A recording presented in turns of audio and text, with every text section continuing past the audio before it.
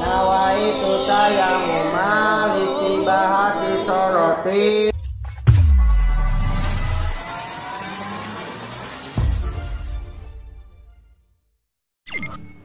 Assalamualaikum warahmatullahi wabarakatuh. Waalaikumsalam warahmatullahi wabarakatuh. Gimana semuanya, kalian sehat? Alhamdulillah. Pada kesempatan kali ini, yuk kita belajar masih bab toharoh ya. Kemarin kita sudah membahas masalah wudhu, sekarang kita akan membahas masalah tayamum. Apa itu tayamum dan bagaimana cara prakteknya, dan nanti kita akan belajar bersama di sini. Tayamum itu adalah bersuci dengan debu. Syarat untuk melakukan tayamum itu adalah dua. Yang pertama, jika mencari air kesana kemari tidak menemukan air sama sekali. Dan yang keduanya yaitu sakit. Apabila terkena air maka sakitnya akan parah dan dokter menyarankan agar tidak terkena air terlebih dahulu. Maka dua syarat ini membolehkan kita untuk bertayamum. Tayamum ini adalah rukhsah dari Allah sebagai pengganti wudhu ataupun mandi. Walaupun tayamum tidak sesempurna wudhu ataupun mandi, tapi ini bisa sebagai alternatif bagi kita yang ingin melaksanakan sholat. Ya, sebelum kita ke praktek, Bapak mau membuka pertanyaan dulu buat kalian. Pak, saya mau nanya. Ya, apa pertanyaannya? Debu untuk tayamum kayak gimana, Pak? Debu untuk tayamum kayak gimana? Debu yang dipakai untuk tayamum itu adalah debu yang bersih dan suci. Kenapa? Karena kita akan melakukan suatu ibadah, maka tidak boleh ada najis di dalam debu itu. Tidak boleh ada kotoran. Jadi harus bersih dan juga suci. Dan cara bertayamum itu berbeda dengan berwudu seperti biasanya. Tidak ada kumur-kumur, tidak ada cuci kaki ataupun telinga, tidak ada ya. Jadi hanya bagian muka dan juga tangan. Ya.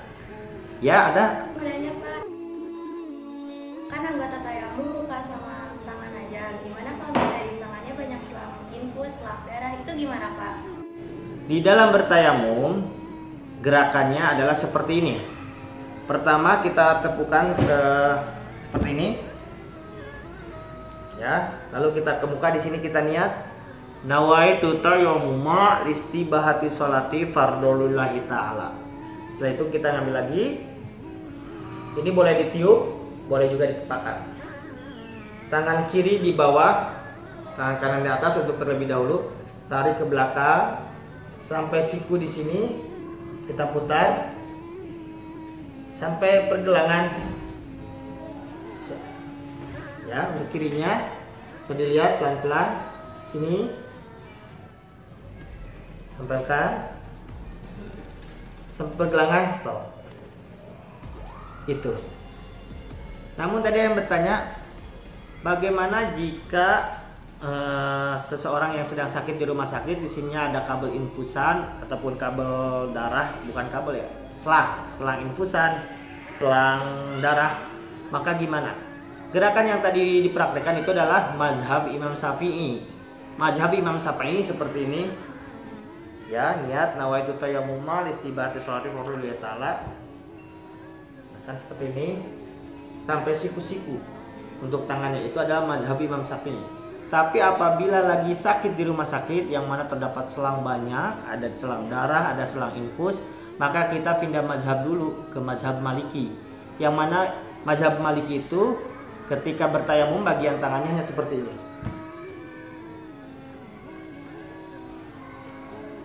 Cukup seperti itu. Bisa dipahami ya? Kenapa? Aku mau nanya. Ya. Kalau musim kemarau kan nggak ada air. Nah, habis itu aku mau tayamum. Nah, tiba-tiba turun hujan. Nah, itu terus gimana Pak tayamumnya? Oh, syarat yang pertama tidak ada air sama sekali, sudah nyari kemana-mana. Jika kalian misalkan tidak mencari air ke sana kemari tidak menemukan, terus kalian melakukan tayamum untuk mendirikan sholat, ketika bertayamum lalu terdengar suara air atau hujan turun, maka tayamumnya batal. Ya, jadi kalian harus membatalkan tayamum dan beralih dengan wudhu. Bisa gitu ya. Ya. Tanya, Ya, nanya apa? kalau perempuan habis bereset kan harus mandi wajib. Tapi musim kemarau, kalau mandi wajibnya diganti sama tayamum bisa nggak Pak? Adapun bagi wanita yang sudah head ya ataupun bersih dari headnya sudah tuntas lalu akan melakukan mandi wajib. Namun ketika itu lagi sakit, dokter menyarankan jangan dulu mandi karena kalau kena air itu penyakitnya akan lebih bertambah. Maka mandi wajibnya bisa diganti dengan tayamum. Dan mandinya wajib digantikan dengan tayamum itu bukan berarti debu yang ada itu diguyurkan ke seluruh tubuh, bukan seperti itu ya. Tetapi kita tetap gerakannya sama, gerakan tayamum, muka dan juga telapak tangan ya, seperti itu. Ini prakteknya. Misalkan seperti ini, nanti kalian bisa ikutin ya. Dia kesini, tangannya ini misalkan debu yang sudah disediakan, tempelkan ya. Nawaitu tayamuma listibahati sholati fardhu lillahi ta'ala. Menurut aku bertayamum untuk mendirikan sholat karena Allah.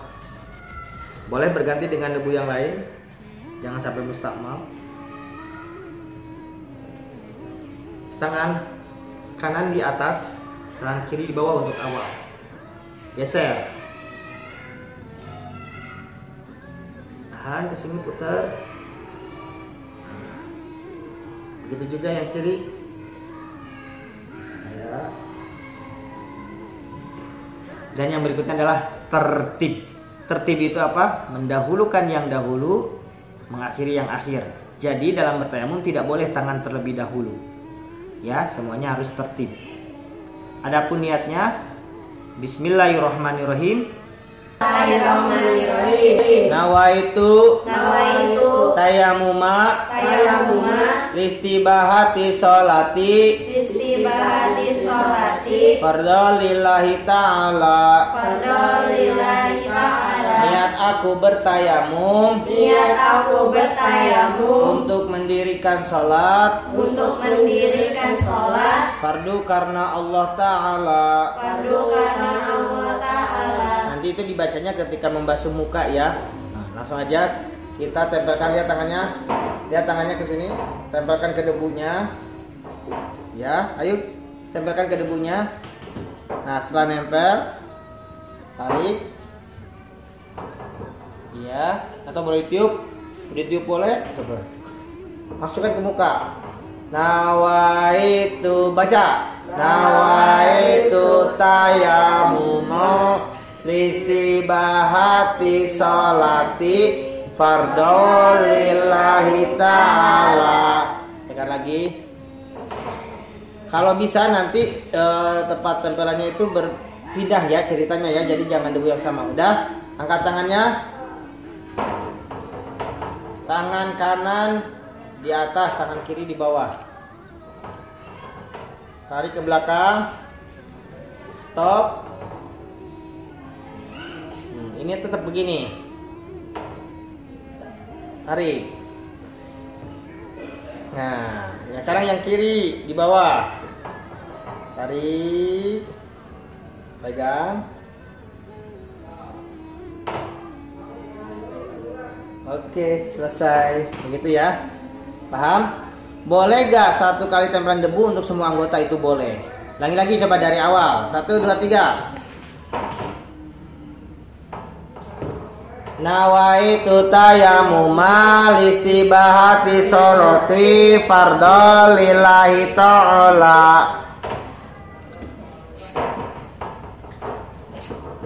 Pokoknya gini ya.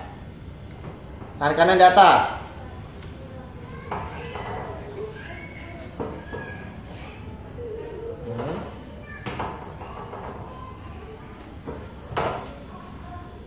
Begitu. Bisa kan?